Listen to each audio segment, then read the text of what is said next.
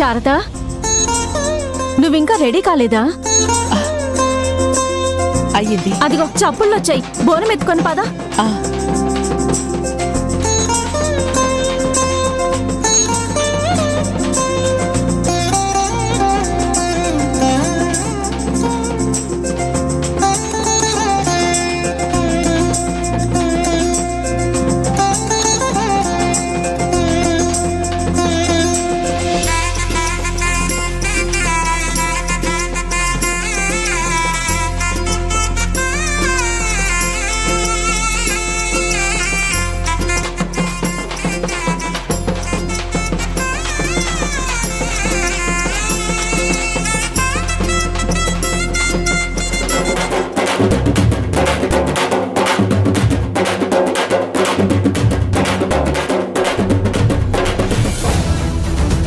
జ్యోతి, నీ కన్నతల్లి బొమ్మ గీశాను.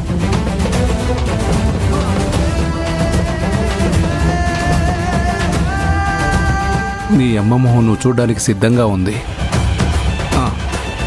ఇప్పుడే వచ్చి నేను కలుస్తాను.